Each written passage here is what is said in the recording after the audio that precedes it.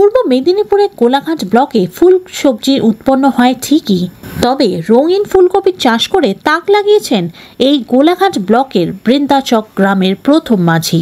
এই প্রথম বাবু দীর্ঘদিন ধরেই নতুনত্ব চাষ করার প্রতি আগ্রহ ছিলেন। কখনো ক্যাপসিকাম, ব্রকলি, বিভিন্ন বিদেশি সবজি, চেরি, টমেটো এরকম বিভিন্ন ধরনের নতুনত্ব চাষ করেছিলেন বেশ কয়েক বছর পূর্বে।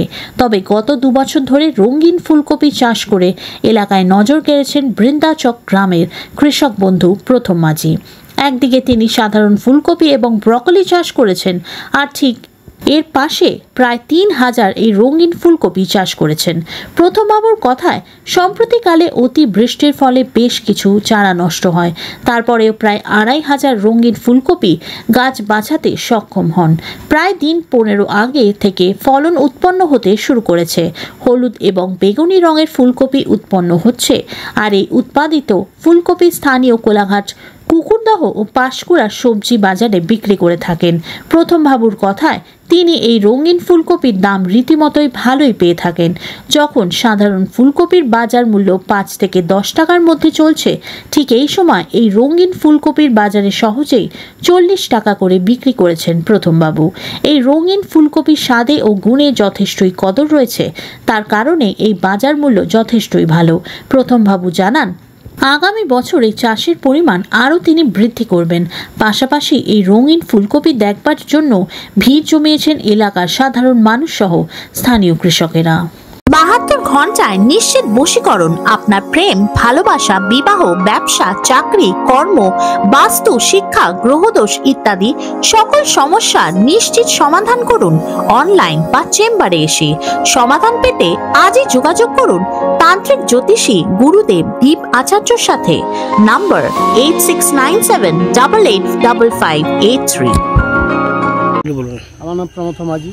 তো আপনি যে রঙিন ফুলকপি বা অন্যান্য ফুলকপি চাষ করেন কতদিন থেকে করছেন আপনি? এমনি ব্রকলি চাষ করতেছি 12-13 সাল থেকে, আর রঙিন এই 3 বছরে করেছি। এই যে রঙিন ফুলকপি কেন এলেন এই চাষে?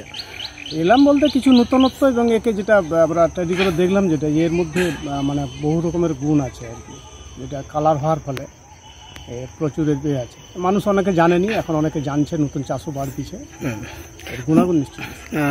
কী কী রঙের করছেন আপনি? আমার এবছর ব্রকলি আছে সবুজ, আর কালার বেগুনি কালার, হলুদ কালার, এমনি ন্যাচারাল ফুলকপি আছে। আচ্ছা, সব মিলিয়ে যখন বাজারে নিয়ে যাচ্ছেন তো মানুষের মধ্যে কেমন প্রভাব দেখতে পাচ্ছেন?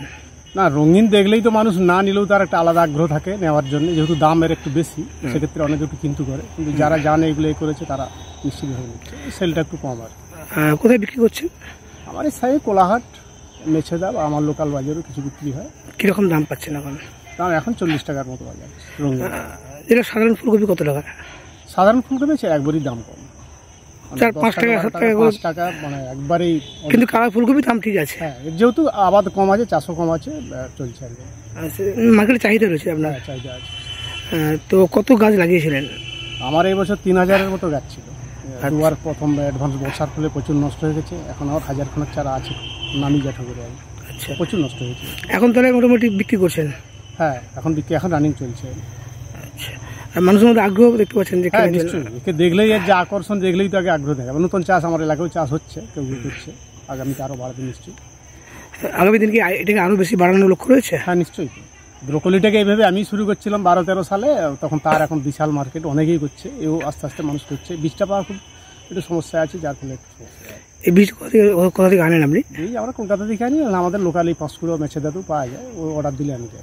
কীরকম দাম থাকে বীজের? বীজের দাম প্রচুর। ওদের কোম্পানির 200 সিট থাকে, 300-350 টাকা নেয়, মাত্র 200 সিট। আচ্ছা, সেটা কি আপনি সেন্সিটিভ চাষ, বীজটা খুব মারও যায়, এর খুব তৈরি করতে খুব কষ্ট হয়। চারা কি আপনি নিজেই ফোটান? আমি সব নিজেই চাই। আমার বিভিন্ন চাষ হয়েছে, এবছর যদি বর্ষার ফলে অনেক জিনিস নষ্ট হয়ে গেছে, আসলে খুব কমে গেছে। মোটামুটি লাভের মুখ দেখতে পাচ্ছেন? হ্যাঁ, একে করলে লসের কোনো ব্যাপার নেই। ব্রকলি বা একে লস কিছু নেই, এর দাম ওই কফির মতো অত নিম্নমানে নেমে যায়। আপনার নাম? আমার নাম প্রমথ মাঝি, পূর্ব মেদিনীপুর জেলা, কোলাঘাট ব্লক, বৃন্দাবন গ্রাম।